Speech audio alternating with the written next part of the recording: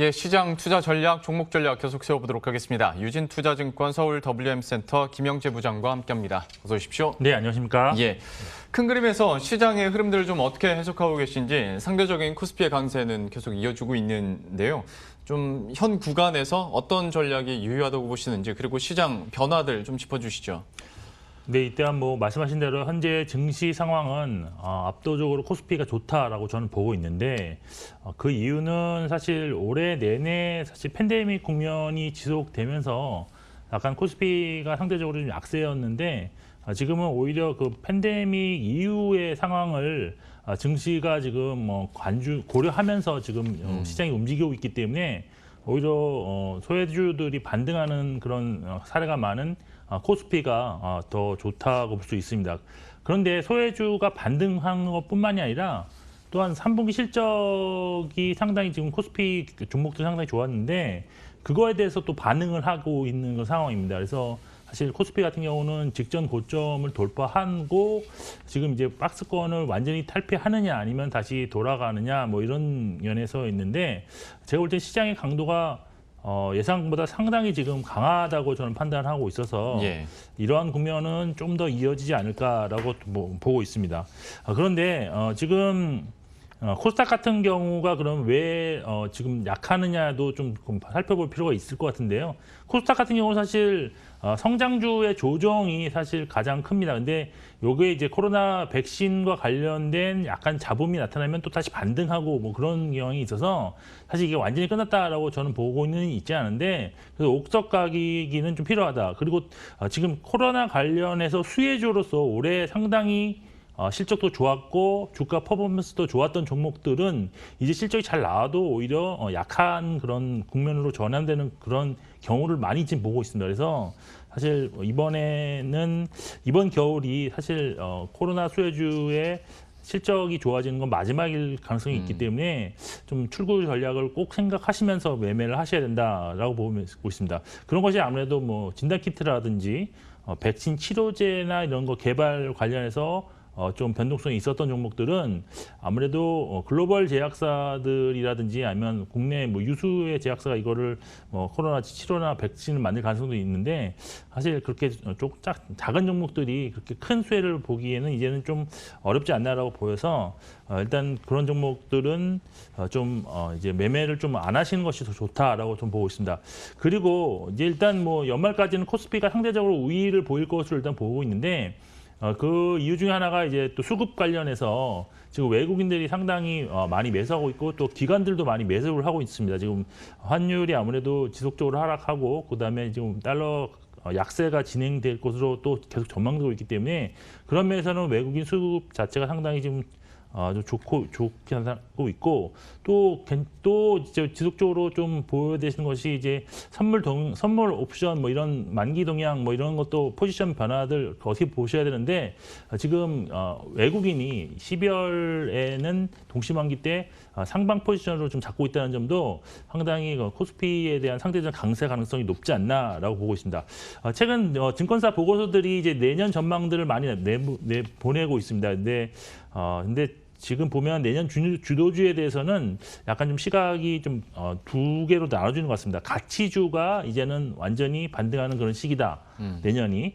그래서 극단적으로 언택트 종목은 이제는 매매하지 말아야 된다. 이런 얘기도 있고 그렇지 않고 오히려 성장주 관점에서 1년으로 끝나지 않고 2년 연속으로 갈 가능성이 높다. 이런 얘기도 있습니다. 그래서 제가 보기에는 약간 균형 잡힌 시각이 좀 필요하지 않을까 보이는데 올해 상당히 산업에 대한 그런 지형도가 바뀌는 그런 종목 그리고 이제 뭐랄까요 언택트가 사실 바로 끝나는 건 아닙니다. 왜냐하면 코로나19 시대가 종식되는 것은 아무래도 내년 하반기까지도 분명히 갈 수 있는 가능성이 높습니다. 그렇기 때문에 실적에 대해서 크게 또 우려되지 않는 그런 종목이라면 좀 더 가져가실 필요가 있지 않나라고 판단하고 있습니다. 예, 전반적인 시장 흐름 그리고 전망까지 이렇게 들어봤고요. 종목별로 좀 더 질문을 해보도록 하겠습니다. 일단 교촌 F&B부터 보도록 할 텐데 어제 상한가를 기록하긴 했습니다만은 오늘 장에서 10%대 급등을 하다가 지금 구간에서는 3% 상승까지 상승폭을 많이 반납을 했습니다. 이 종목에 대해서는 좀 어떻게 평가하세요? 네, 사실 IPO 바로 초기 국면이기 때문에 그런 프리미엄 받아서 지금 뭐 상당히 지금 강세가 나타나고 있지만 그렇지만 사실 뭐 여러 가지 그런 측면에서 저는 뭐 매매 안 하셨으면 좋은 종목이라고 저는 보고 있습니다. 왜 그러냐면 일단 내년 실적에 대한 그런 추정에 대해서 지금 보고서가 한 곳 증권사밖에 나오고 있지 않아서 이 실적 추정치에 대한 신뢰도가 좀 약하다는 게 가장 저는 단점이라고 보고 있습니다. 그리고 최근에 뭐 보시면 알겠지만 올해 기업 공개 첫날 급등한 종목들은 뭐 며칠 더 연장된 가능성은 있었지만 결국에는 하락세로 전환되었다는 점 이것도 네. 참고하실 필요가 있고 오히려 그 첫날에 공모가 대비보다도 더 안 나와서 거래가 시작되는 종목들이 좀 항복하다가 상승세로 전환한 종목들이 좀 몇 개가 있었습니다. 그래서 최근에 뭐 아시다시피 박셀바이오 같은 경우가 공모가보다 낮게 시작해서 결국 물량 소거 이후에 뭐 3배 이상, 뭐 저점 대비로는 5배까지도 간 종목이 있는데 그래서 이런 점만 본다면 지금 이제 둘째 날까지도 강세지만 결국에는 하락 전환할 가능성이 높다. 그래서 지금 시가총액이 뭐 아까 제가 봤을 때는 거의 한 9천억 정도 나왔었는데요.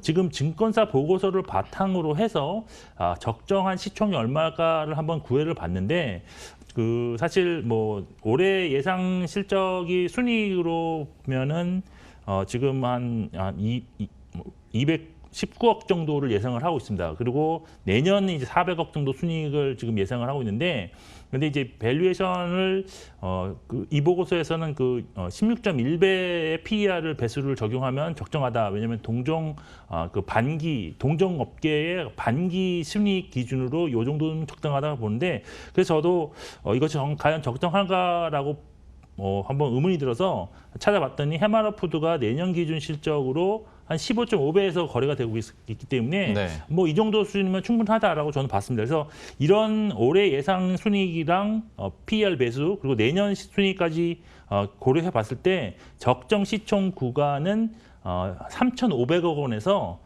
한 6,500억 사이 정도가 되지 않겠느냐라고 저는 판단을 했습니다. 그래서 지금 현재의 어제가 이제 한 7,744억이었고 아까 제가 봤을 때 한 9천억대였는데 이 정도면 상당히 고평가 아닌가라고 판단할 수 있어서 결국 IPO 직후라 초기에 지금 변동성이 좀 확대되는 구간에 지금 진입해 있다라고 볼 수가 있겠고 주가는 뭐 적정 가격에 수렴할 것으로 이후에는 뭐 보고 있습니다. 그게 뭐 한 달이 될지 두 달이 될지는 모르겠지만 하여튼에 지금 적정 가격으로 수렴할 전망이라고 좀 보고 있기 때문에 매매는 사실 뭐 단기 매매를 아주 자신 있게 하실 수 있다면 모를까 그렇지 않으면 뭐 접근 안 하시는 게 좋지 않겠냐 저는 판단하고 있습니다. 예. 그러면 이번에는 유통 쪽도 한번 물어보도록 할 텐데요. 이마트는 3분기 실적이 잘 나왔고 주가도 화답을 하면서 52주 신고가를 이틀째 경신하고 오늘 장에서 이제 상승폭도 좀 반납했습니다. 그리고 롯데쇼핑도 이제 좀 바닥 찍고 턴어라운드 하고 있다라는 평가들까지는 지금 나오고 있는 상황인데요. 이런 유통주 쪽은 좀 어떻게 보고 계세요? 근데 저는 유통주 뭐 상당히 좋게 보는 그런 뭐 보고 있는데요. 예. 특히 저는 롯데쇼핑을 훨씬 더 좋게 보고 있습니다. 아무래도 주가가 상당 기간 소외된 상황에서 지금 이제 턴어라운드하는 그런 모습을 좀 보이고 있기 때문에 그동안 축적된 에너지가 분출하는 기간이 내년에는 충분히 나올 수 있다. 그래서 아직 뭐 시작도 안 했다. 저는 그렇게 보고 있는데 이마트 살펴보면 사실 트레이더스의 고성장, 그다음 할인점 성장률 회복이 이번에 상당히 좋은 실적의 원인이었습니다. 트레이더스가 한 27.9% 성장했고 할인점 역시도 한 2.7% 성장했는데 여기에 또 자회사 그 스타컴의 적자가 축소되고 이마트24는 흑자 전환됐습니다. 그래서 한 1,512억 원 정도 영업이익이 나면서 전년 대비 한 30.1% 정도 증가를 했습니다. 그리고 뭐 4분기 전망도 사실 코로나19 피해를 봤던 자회사 실적들이 호전될 것으로 기대되고 있어서 내년까지도 실적 개선 추세는 가파르다라는 그런 보고서가 있었습니다. 롯데쇼핑 같은 경우는 사실 할인점과 슈퍼사업부가 개선되고 있는데 기존점 성장률도 2분기와는 다르게 3분기에는 2.2% 정도 나타났고요. 슈퍼는 마이너스 1.5% 성장률이었지만 적극적인 판관비 전략이 나와서 영업이익 자체는 상당히 크게 증가하는 그런 모습을 보였습니다.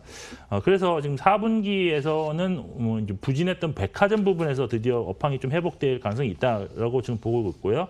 그래서 내년에는 구조조정 효과가 본격화되면서 상당히 그 이익의 그런 폭이라든지 증가율이 상당히 크게 나타날 것으로 보고 있습니다. 지금 컨센서스는 한 순이익 기준으로 한 1,550억 정도인데 증권사에 따라서는 3,500억대도 지금 전망하는 증권사가 나오고 있습니다. 그래서 상당히 그 흑자의 그런 폭이 상당히 좀 크다라는 점 좀 감안해야 되고, 그리고 롯데쇼핑 같은 경우는 작년에 제가 알기로는 3,800원 정도 배당을 했는데 지금 이 주가 수준이라면 거의 시가 수익으로 한 4% 가까이 됩니다. 그래서 연말 배당을 노린 투자도 좀 가능하지 않을까라고 보입니다. 그리고 또 이마트라든지 롯데쇼핑 이 유통주 모두 다 사실 저평가되어 있다는 건 아직도 뭐 사실인데 PBR 기준으로 지금 이마트가 0.48배, 그다음에 롯데쇼핑은 0.27배의 그런 저평가를 보이고 있습니다. 그래서 지금 이제 막 스타트한 뭐 롯데쇼핑 같은 경우는 중기 추세가 이제 막 상승 전환했다라고 볼 수가 있어서